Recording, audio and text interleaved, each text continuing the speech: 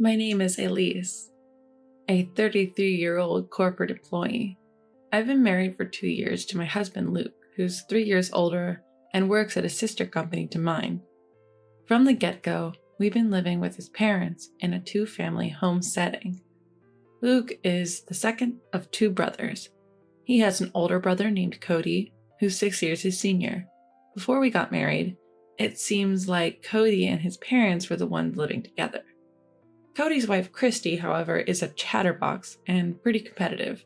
She often clashed with her similarly strong-willed mother-in-law. Eventually, Cody and his dad got fed up with these family squabbles and decided to move out. But Luke had been living alone since he started working, so neither of us ever really considered the idea of living with his parents. So when his mom abruptly announced, "After you two get married, you'll be living with us," not only were my parents and I shocked, but so was Luke. "Why now? I thought we were going to live in my current apartment at least until we have kids, since it's convenient for Elise's commute." Wait, thought? That makes it sound like living together was inevitable.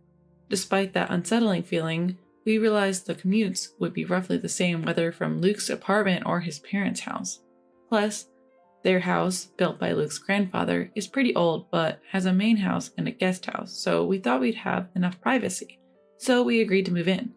Once we did, though, I quickly regretted it. At that time, his mom in her mid-60s started complaining about back pain and dizziness.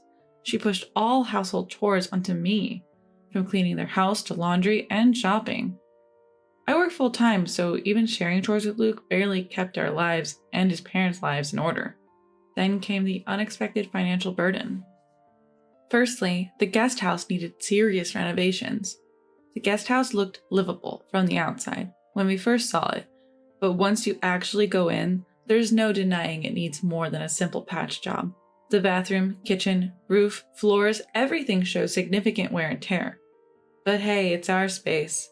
Of course we're going to pay for the renovations. What caught us off guard was when my mother-in-law saw the newly renovated guest house and demanded we do the same for the main house.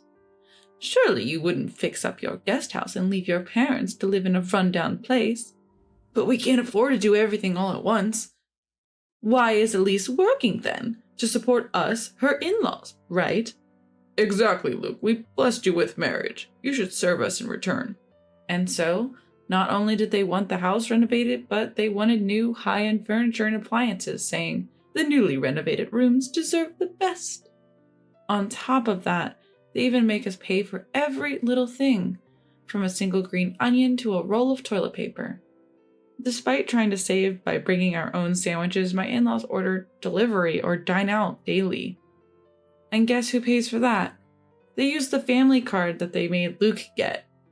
Thanks to this situation, Luke and I struggle to save even a tiny bit of money. Every month, right before the credit card bill is due, we're stressing out, trying to balance the family budget.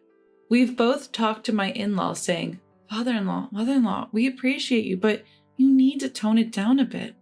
Luke even added, "Exactly. From renovation costs to daily expenses, utilities, and even property taxes, you're making us cover it all. Children supporting their parents is only natural." "Yeah, are you out of your mind complaining about this?" We'd been severely scolded, ending in a pattern where both of us would resort to crying to get our way. But even that lifestyle had gone on for over 2 years. Just as we were approaching the 3rd year, my mother-in-law and the Cody couple suddenly told us, "We're moving in. You have to move out." "Christy told me that Cody got laid off," they said. "Cody was actually spared, but chose to get laid off instead to save a colleague with kids. He's such a kind-hearted soul." "But you have 1-year-old twins yourself. How irresponsible can you be? How will you manage living expenses if you move in?"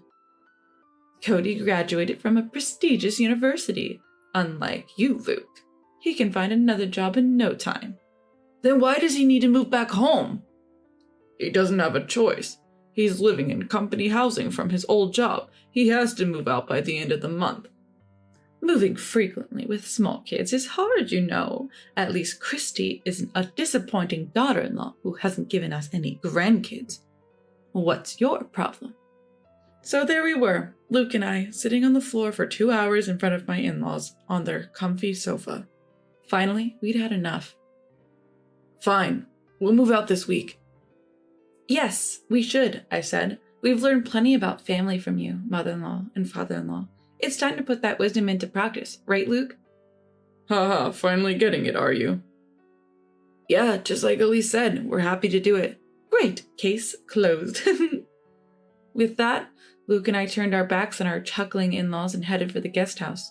2 weeks later, we had movers arranged and relocated with no time to spare. We opted for the full packing service because time was of the essence.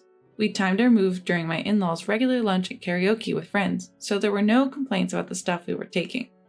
We wrapped up all the formalities in 3 days, using up our paid leaves, and starting our new life, until one day, I got a call from the front desk at work.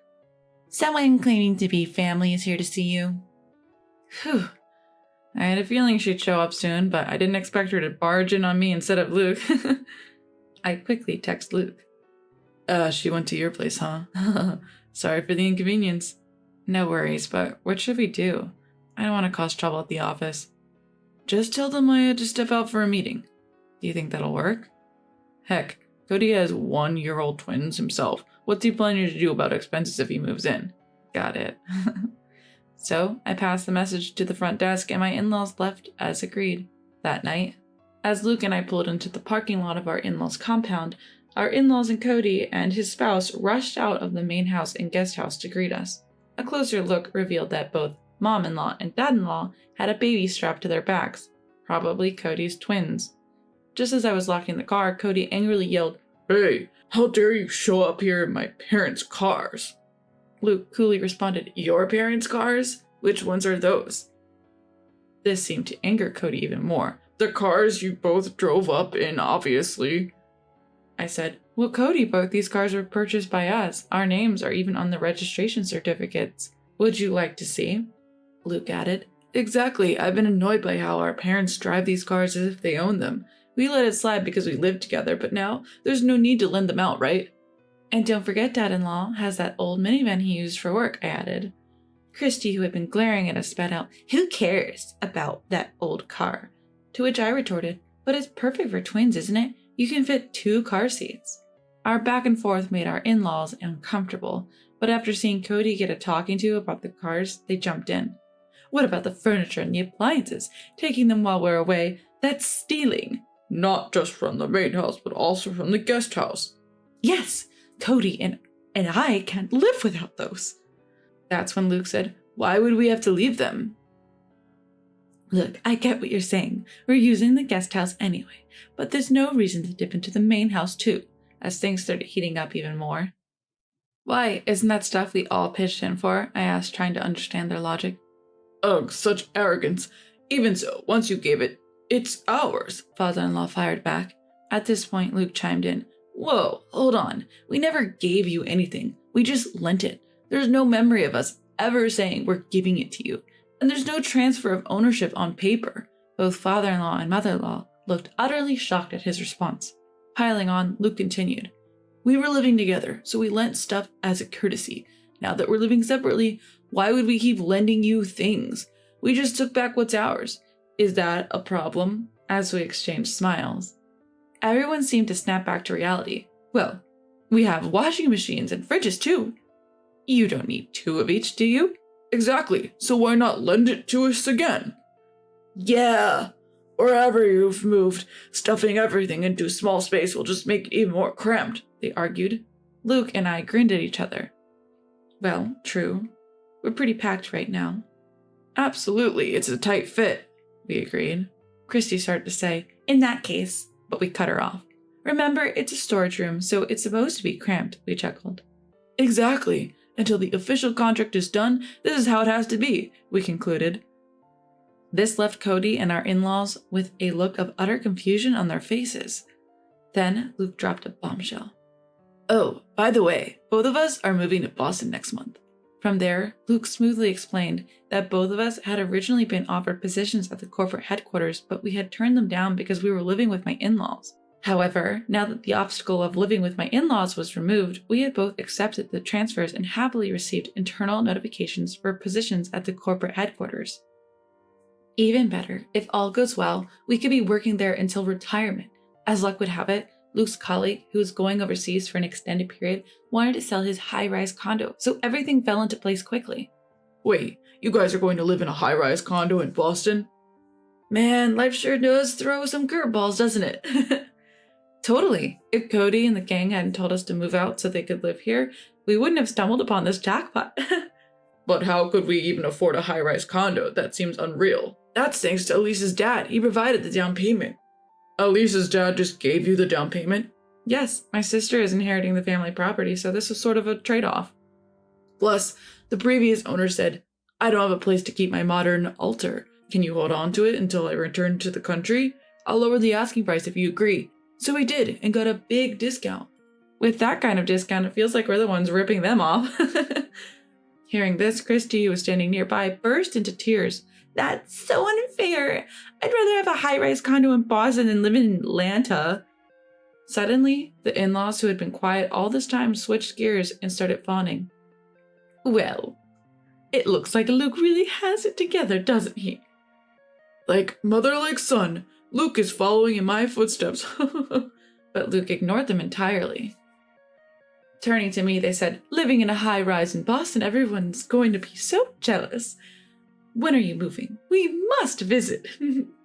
Why visit for just a short time? If we're going to Boston, you should come too. That's an interesting idea, they chimed in.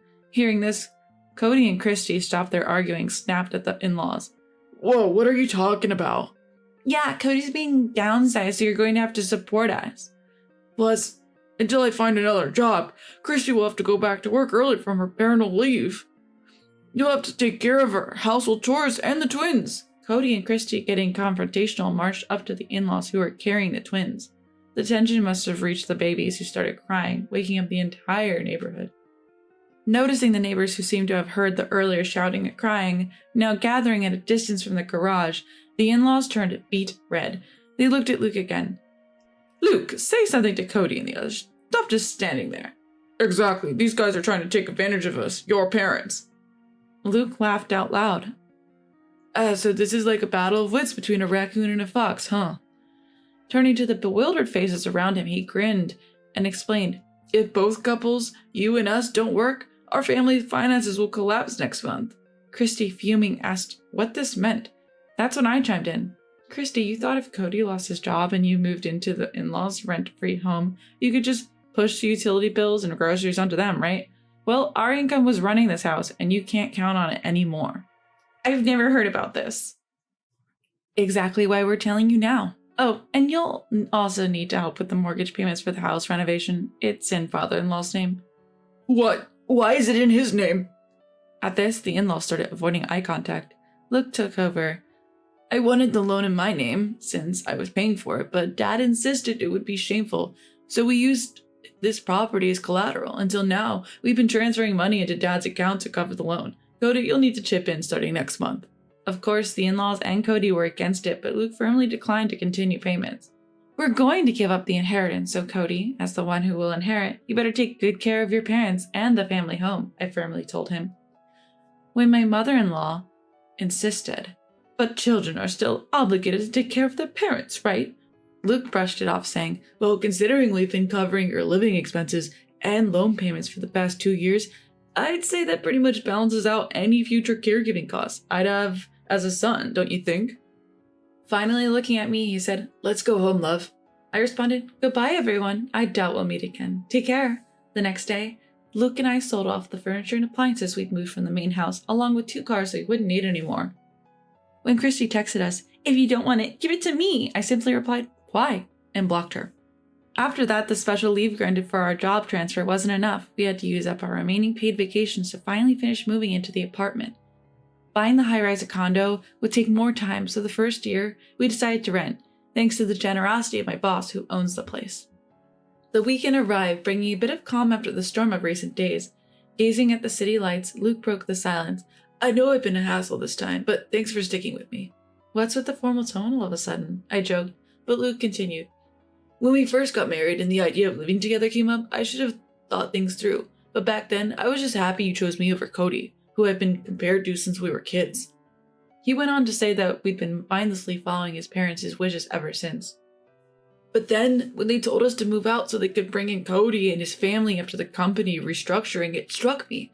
How could they say that after being such a burden on us, financially and otherwise? And then I thought about how much your parents must worry about you, given your situation. So I sent an apology email to your parents. They responded, "If you promise to make our daughter happy in the future, the past can be forgiven." So when they discussed the down payment, they lent it to us without a hitch. Then Luke promised to do everything in his power to protect our life together, just the two of us, and our future children if we were blessed to have them. On the other hand, it seems my in-laws are struggling, even pulling their retirement income. They can barely afford the loan for the home renovation. There's no way they can cover living expenses for two households. Plus, Cody's attempt to find new employment have been a series of failures. They're forced to make do with Christy's salary now that she's returned to work and what the in-laws earn from their part-time jobs at local senior centers. Arguments are frequent, often loud enough to hear outside the house. A former colleague texted me saying there's even gossip about them skipping town. Since they've cut off all contact with Luke and me, including anything that would require sharing personal information, they resorted to reaching out to my parents. But my dad, annoyed, changed his phone number immediately. Considering they had always belittled my family and didn't even bother with remarriage courtesies, changing a phone number is a small but significant step. Now they have almost no way to get in touch with us. What goes around, comes around.